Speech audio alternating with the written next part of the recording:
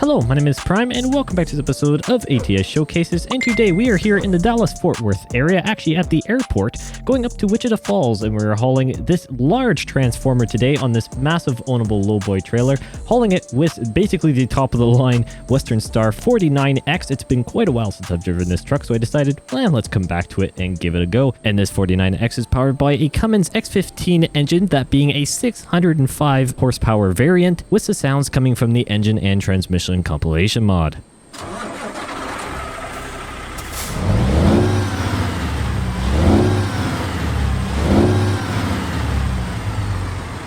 Not too bad if you ask me. Let's go ahead and get on the road. Hopefully everyone's doing well. I certainly am. Great to be back here in American Truck Simulator more, well, let's say frequently compared to what I've been doing as of late. But let's head out here from Dallas-Fort Worth. I have actually visited this airport before, this complex, but I decided let's come back to Texas because there are a few things that have been talked about in blog posts recently that I think we should kind of talk about here. And being in the setting of both the truck and, well, map DLC and general area of the ATS map, I think suits the conversation quite well. So let's go ahead and swing it out of here. It's a long trailer today, so we got to be very mindful of our cornering, as I am known for my cutting corners with the lowboy trailers, so we've got to be very, very careful. So what is this news that I'm talking about? Well, let's start off here first with, well, the Western Star 49X, and man, this truck is not liking the weight of this transformer today, I'll tell you that much.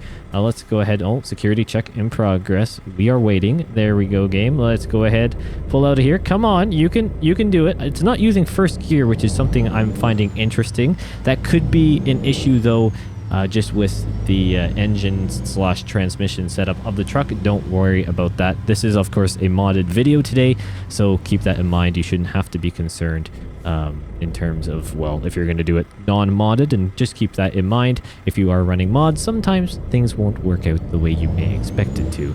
As long as we're not stuck on a hill, I think we should be fine, and if so, I'll have to switch it to manual mode and do that kind of on my own. I know I probably should be running manual in a truck like this, but technically the I'm going to probably confuse this truck with the 57X, because I've done a lot with the Western Star 57X. The 49X does also have, as far as I know, automatic variants. Now, I may be wrong on that, so please correct me if you happen to know something more than I do, which odds are you do. But nonetheless, I am running automatic today, so go ahead and roast me in the comments if you feel like it. Anyways, the 49X, why am I driving it today other than I just haven't driven it in a while? Well, that's one reason, but SCS Software not too long ago put out a bit of a teaser post about being prepared for new heavy haul, or get your heavy hauls ready, whatever it may be, and they had an image with what appeared to be the Western Star 49X. That is something that is a very interesting topic, and one that I kind of touched on in my last ATS showcase video, and kind of just posing the question, what do you think this kind of, well, future, I don't know whether it's new heavy hauls or different cargo or an update to the 49X itself, what do you think this entails? For me, it very much could be just a kind of another addition or revamp of the Western Star 49X, something that I wouldn't mind seeing. I don't mind new features coming to even current trucks. I know I would prefer, and I think a lot of you would agree with me on this, that having new trucks is something that would be great in American Truck Simulator. But if it means that in the meantime, at times we have to have some revamps or just new features come for existing trucks, hey, as long as it's free, I'm not going to complain. That's how I kind of look at a lot of these revamps. But when it comes to, well, let's talk about Texas. Why am I here again? I've been doing a lot of Texas stuff, and I've been around the map trying to balance it out. But SCS Software dropped a blog post on 1.48, the upcoming update for ATS and ETS2 for that matter. But it actually brought news that I wasn't expecting whatsoever. The fact that the title actually contained this surprised me.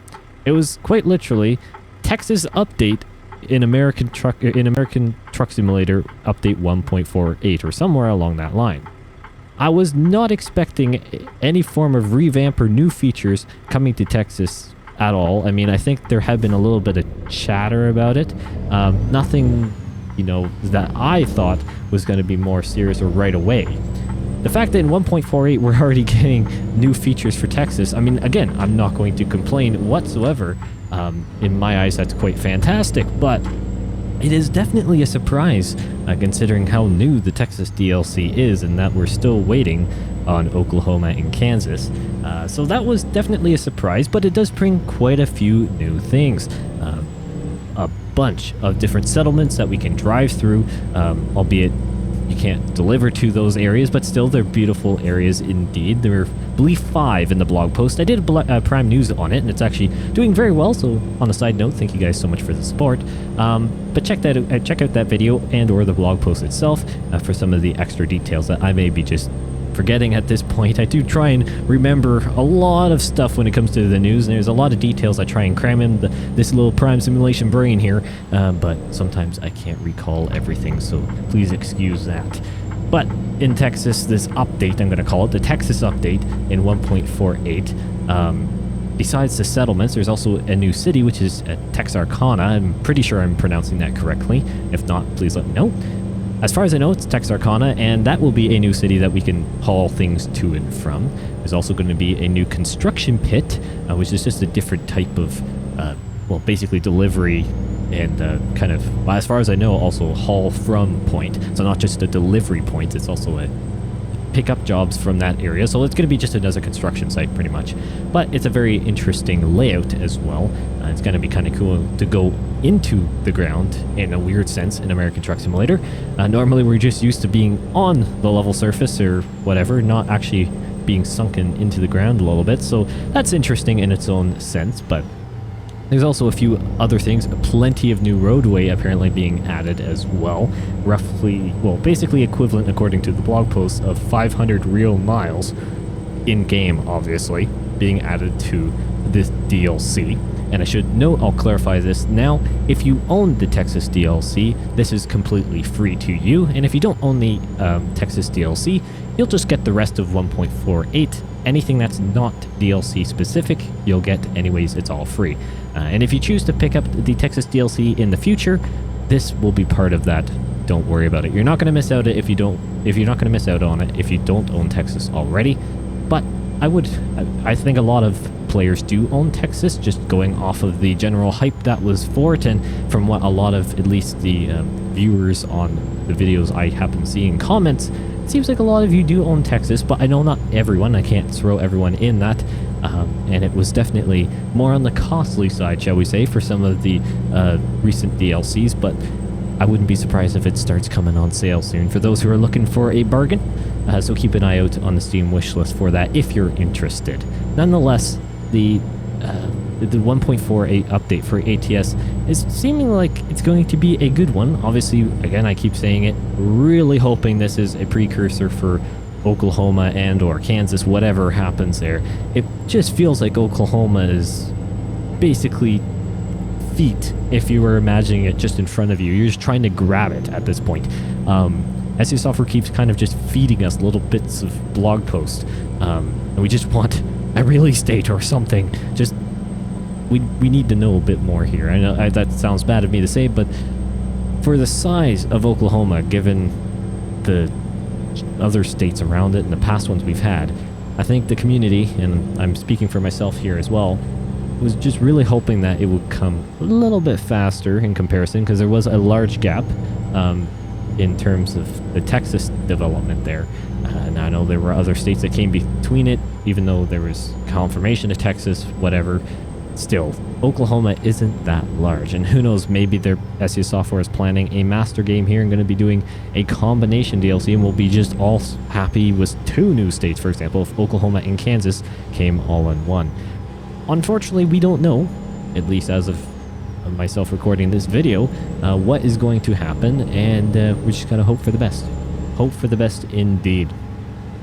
But I thought, you know what, let's go up to Wichita Falls here. I haven't actually done this route yet in ATS, as far as I recall, unless if I did it on my beta testing save that I have, but I do not recall doing a delivery up into this area on these particular roads. I veered off the highway around here, actually.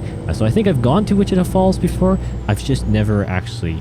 that fire truck sped up on me. I was going to try and pass him, but he he started going a bit faster, so we might as well go ahead and just get back over here. Hopefully no one's on the inside. Nope, he looked just fine indeed. But no, I decided to come back to this area.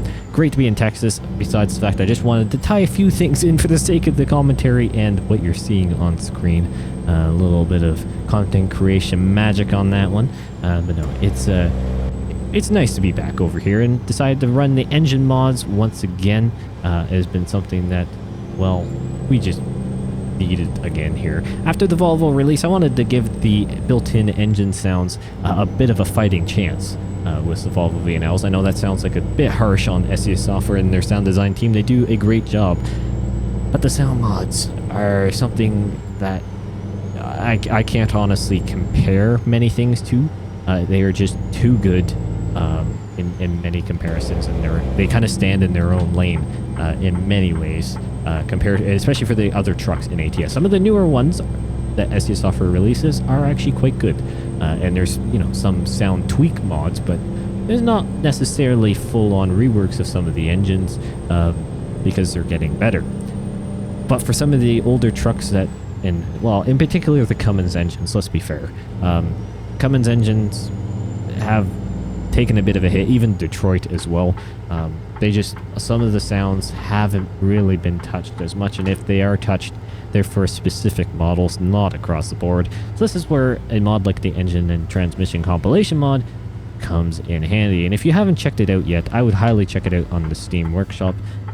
It's free. You can check it out if you want. It doesn't affect your save at all, because all it does is go over the standard engines in American Truck Simulator. So if you just remove it from your save, you're technically still selecting the engines that are in for that, or available for that model. You're not adding a new one. And plus, ATS and ETS2 now have a kind of a safety fallback feature on the mods side. So even if you do remove a mod, it will just kind of revert to different settings, and so that makes it a bit better, and it will remove the money amount that it allotted for it. But even still, it's a very safe mod to add, but it adds so much depth to the sounds overall, and a large variety of engines, pretty much across every manufacturer in ATS. Actually, I'm pretty sure every manufacturer, and it still goes. I'm pretty sure they're continually updating it as well. Fantastic mod. I've used it plenty. Same with JC Amateurs. Great engine mod pack as well, except with JC Amateur you have to select the specific engine. You can't just basically plug and play with whatever engine you want.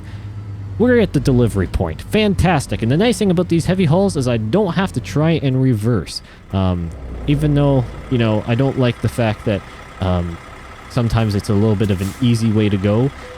You know what, it's the way it is. It's probably good too, because it would take probably double the length of the video to deliver this trailer if I had to try and reverse this long 3-part trailer with the various sections. That probably wouldn't go over well.